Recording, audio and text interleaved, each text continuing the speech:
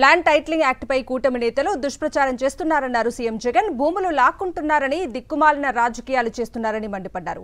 ఈ జగన్ భూములు ఇచ్చేవాడే కానీ తీసుకునేవాడు కాదని స్పష్టం చేశారు. భూములపై సంపూర్ణ హక్కులు ఇచ్చేలా చేయటమే ఈ ల్యాండ్ టైటిలింగ్ యాక్ట్ అన్నారు. ఈ ల్యాండ్ టైటిలింగ్ యాక్ట్ పెద్ద సంస్కరణ కాబోతోందన్న CM Jagan, land titling act తో భూ వివాదాలు తలెత్తితే ప్రభుత్వం గ్యారంటీ ఇస్తుందన్నారు. ఈ మధ్యకాలంలోనే ఇంకొక అబద్ధాన్ని కూడా ప్రచారం చేస్తూ ఉన్నారు. ల్యాండ్ టైటిలింగ్ యాక్ట్ మీద ప్రచారం చేస్తూ ఉన్నారు.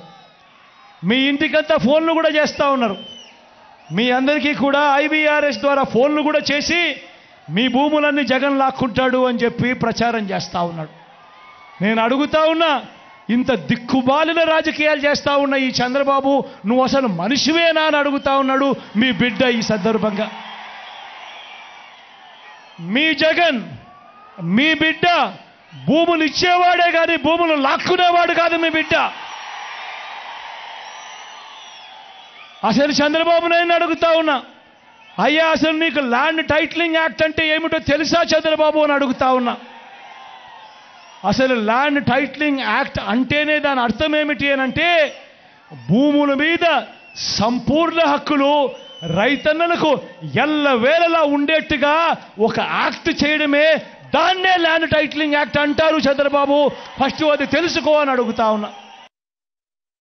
రాష్ట్రంలో 17,000కు సంబంధించిన రెవెన్యూ గ్రామాలుంటే ఇప్పటిదాకా 6,000 రెవెన్యూ గ్రామాలు మాత్రమే పూర్తయ్యాయి. రాబోయే ఇంకా 1.5-2 సంవత్సరాలలో పూర్తిగా 17,000 గ్రామాల సర్వే కూడా పూర్తయిపోతుంది. ఆ తర్వాత ప్రతి రైతన్న దగ్గర, ప్రతి ఒక్కరి దగ్గర వాళ్ళ భూములకు సంబంధించిన పక్కా రికార్డులు ఉంటాయి. సర్వే చేసిన భూమి ఉంటుంది, సరిహద్దులు పాతిన భూములు ఉంటాయి, రికార్డ్స్ అన్ని అప్డేట్ అయిన భూములు ఉంటాయి, సబ్ డివిజన్ జరిగిన భూములన్నీ కూడా పూర్తి హక్కులతో ఆ రైతన్నులకు, ఆ పేదలకు, వాళ్ళందరికీ కూడా వాళ్ళ దగ్గర ఉంటాయి.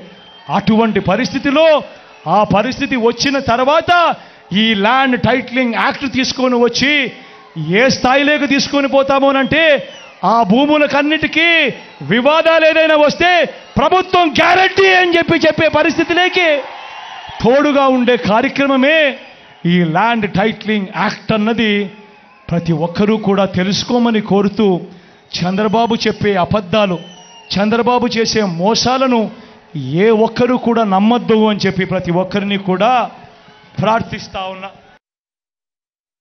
రిజిస్ట్రేషన్లకు సంబంధించి కూడా మళ్ళీ ఇదే రకమైన అబద్ధాలు ప్రచారం చేస్తూ ఉన్నారు. రిజిస్ట్రేషన్ చేసేటప్పుడు ఫిజికల్ డాక్యుమెంట్లు ఇవ్వడం లేదు అని చెప్పి ఇంకొక తప్పుడు ప్రచారం చేస్తూ ఉన్నారు.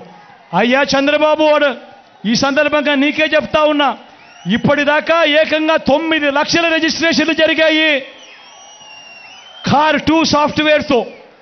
కార్ 2 సాఫ్ట్వేర్ తీసుకువచ్చి కార్డ్ 2, ఇంతకు ముందంతా కార్డ్ 1 సాఫ్ట్వేర్ ఉండేది, అది మరింతగా అప్గ్రేడ్ చేసి కార్డ్ 2 సాఫ్ట్వేర్ తీసుకొచ్చి దేశవ్యాప్తంగా అమలవుతా ఉన్న ఈ కార్డ్ 2 సాఫ్ట్వేర్ను మనం కూడా తీసుకువచ్చి ఈ కార్డ్ 2 సాఫ్ట్వేర్ ద్వారా ఏకంగా 9 లక్షల రిజిస్ట్రేషన్ చేయడమే కాకుండా, రిజిస్ట్రేషన్ చేసిన తర్వాత ఆ డాక్యుమెంట్లన్నీ కూడా ఆ భూ హక్కు యజమానుల దగ్గరికి ఇవ్వడం కూడా జరిగింది చంద్రబాబు అని చెప్తా ఉన్నా. ఈరోజు రాజకీయ వ్యవస్థ చెడిపోయింది.